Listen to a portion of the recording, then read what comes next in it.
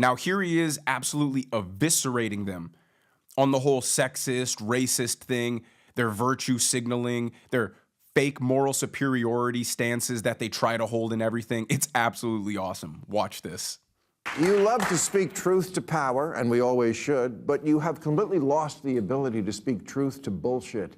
What a shocker that the people who see everything through the lens of race and sex see their election loss as a result of racism and sexism. Yes, if only we weren't so irredeemably unenlightened, we would have elected a black president by now. Oh, what, we did? Oh, right, and then re-elected him. Maybe you missed it because it wasn't on TikTok. And sexism? Hillary got 3 million more votes than Trump, which in a normal country would be called a victory. It wasn't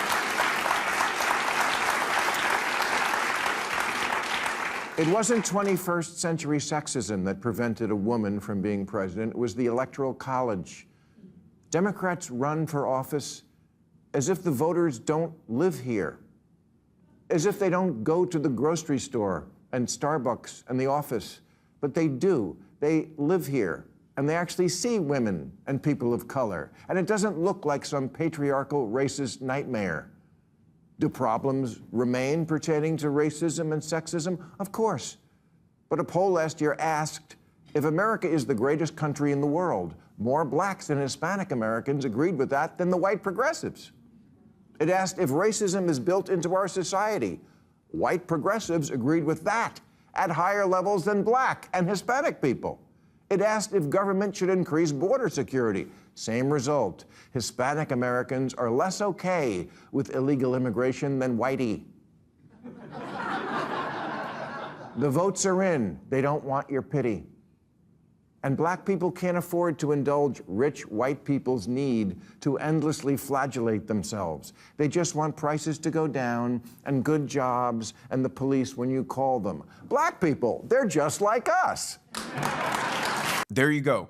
Black people, Hispanic people, they don't need your pity. They don't need you to create terms like Latinx. They don't need you to change their language because it makes you feel more virtuous and you think that it's more inclusive. Black people don't need you to tell them how oppressed they are and how disadvantaged they are and how much more privileged you are than them and how you're more superior to them. And so you feel bad and so you feel apologetic because it just comes off as racist.